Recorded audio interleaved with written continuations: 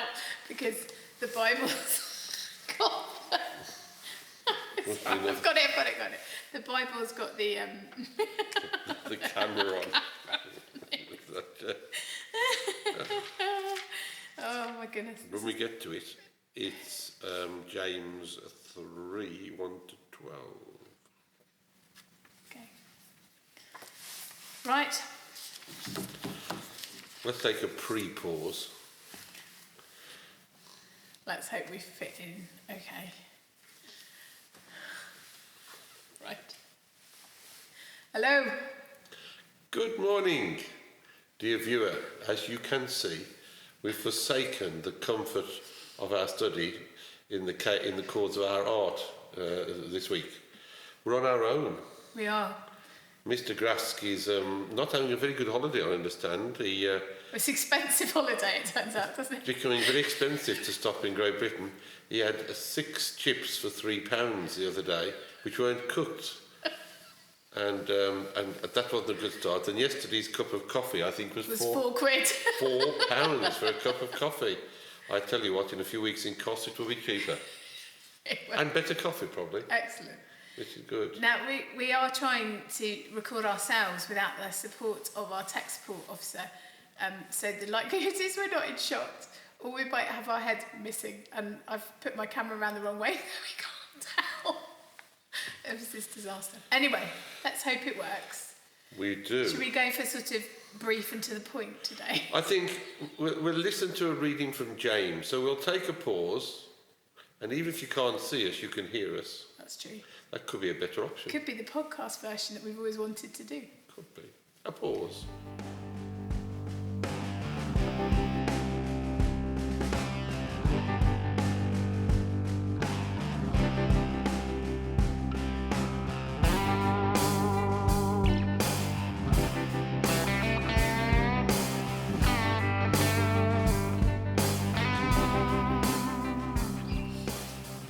Our reading continues through the book of James, James chapter 3, verses 1 to 12. Not many of you should become teachers, my brothers and sisters, for you know that we who teach will be judged with greater strictness. For all of us make many mistakes. Anyone who makes no mistakes is speaking is perfect, able to keep the whole body in check with a bridle. If we put bits into the mouths of horses to make them obey us, we guide their whole bodies.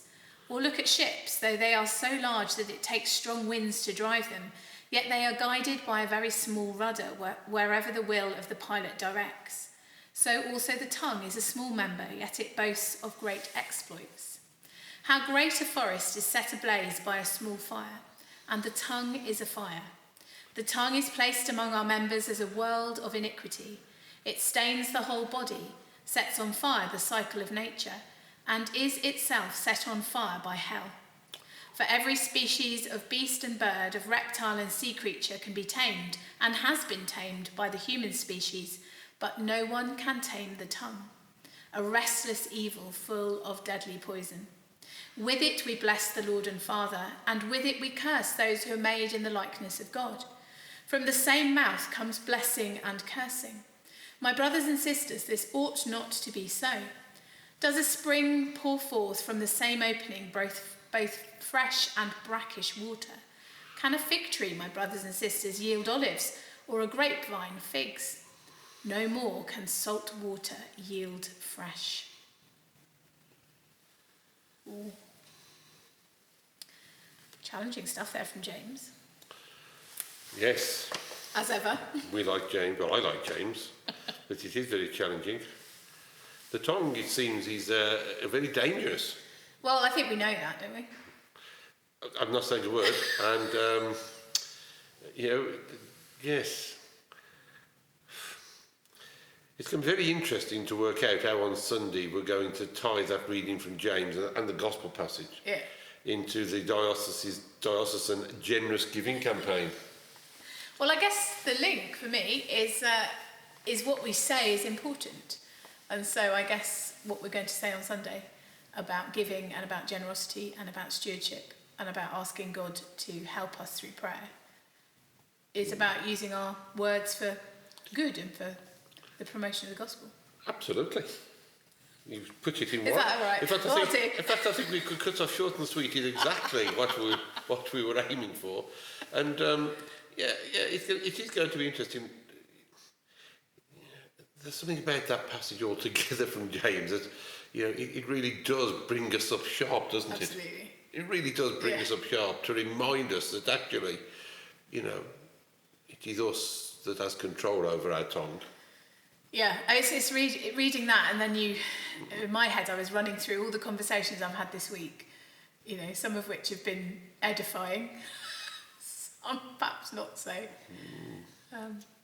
And also, we were talking about rumours, weren't we, earlier in the week? Because apparently, according to rumour, I'm about to leave. But this is not true. I have been praying about that. Not for you to leave. No, that you're not going to. Just so I get that right. No, because it would mean I would have to do some work for once, and that's a frightening thought, really. Yes, rumours. But that's people's reputation can be damaged just by it can be words and what people say and. Tell me about it. Yeah. I know. Yes. Yeah, and I've been the one to blame most of the times. But it is the power, isn't it? The power of our tongues and not being able to control them. Yeah, and then he goes on about all that, which it always confuses me about, the grapevine can't have a fig, and, well, my olive tree, they had no olives this year, never mind anything else. And neither is the new fig tree that I planted, but he's young, so that's okay. Yeah, so giving is on the agenda, if you're in Salisbury Diocese. If you're not in Salisbury Diocese, it may not worry you.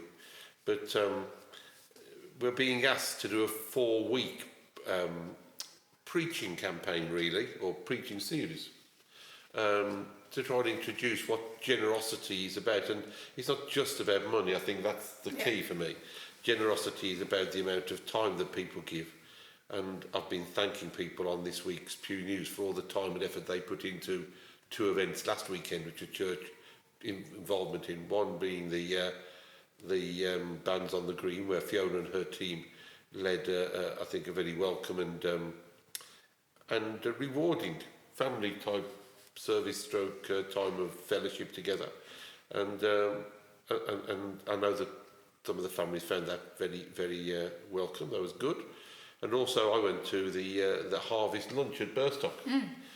And they'd worked tirelessly, really, to provide 50 of us who sat down and 30 people with takeaway. Fantastic. Food as well.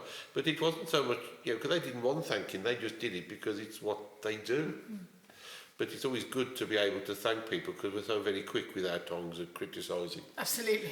Or saying people don't do this or they don't do that. And so giving comes in many ways: time, energy, thought, prayer. And the first week of our campaign is about praying for this. One of the things that Jo instigated when she came here, because I'm very poor at it perhaps, is that before we do anything new, we should pray it in. Yep. And we did that.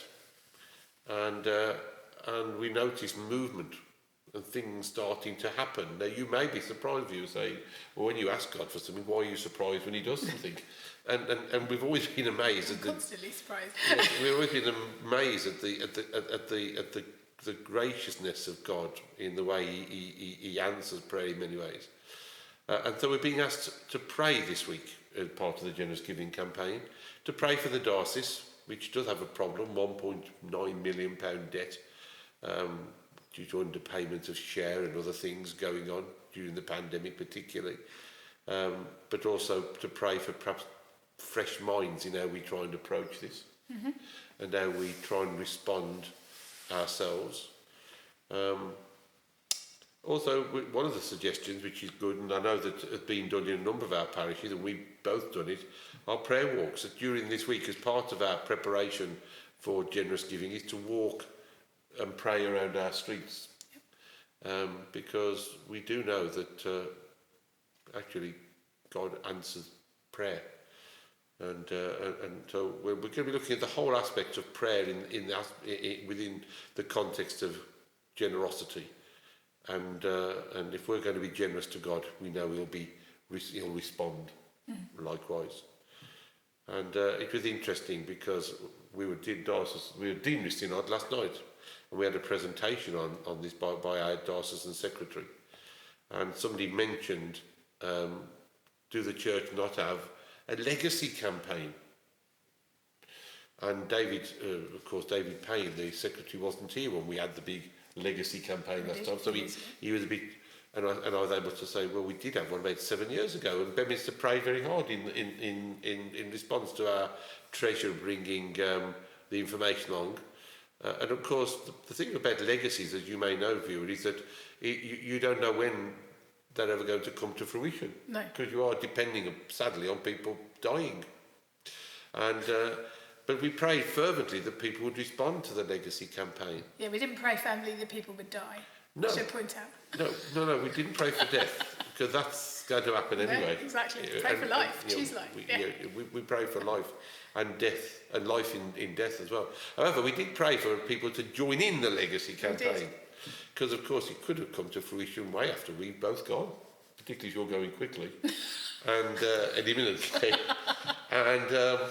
And it was amazing during pandemic how sadly a number of our people died, not due to COVID, no, just due to natural causes and life lived. And the response that we got has been quite stunning of people's generosity. They were kind and generous and prayerful, and we were prayerful, and God's commitment to us was continued. So we're going to be praying, as you'd expect us to do every week, really.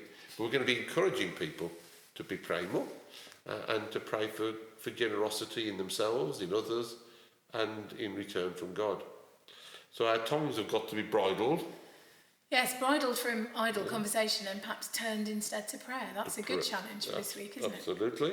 And also we're going to not put a bit in our mouth, because God leads us. We don't need to have a bit. God is the bit, if anything, maybe.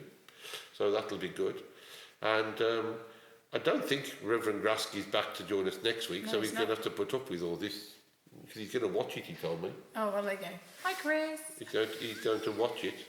And, if you want to know more about the diocesan generous giving campaign, how you can support your church, not only financially, but in other ways as well, then do get in touch with us. Yep, it'll be on the website, and also there's links onto the diocesan website. I'll make sure that's there later today. Excellent. Lovely. Excellent. So you can join Reverend Neary, because as far as I'm aware, she's not imminently leaving in the next week. And whoever has kind of started to worry about this, please don't, because lovely Reverend Neary is going to be here for a short while yet, at least until her child finishes school this week. Stop, you're adding fuel to the fire. And Mr. Neary certainly is not going anywhere, I understand. So well done, Mr. Neary, because that's good news. Let's see. Please don't dress me up as a schoolgirl again. My eldest daughter did respond. I'm extremely worried and I have lots of questions to ask. Yes, what will we be this week? Who knows?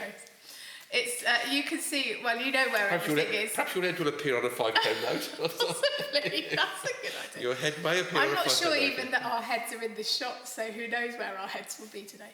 But it's been good to be with you, and you can find us on social media at Beaminster Team, and our website, Beaminster Team Churches, the Benefice of Eggardon Colmers on their Facebook page, their website and YouTube, and maybe Chris is doing TikToks as we speak, who knows.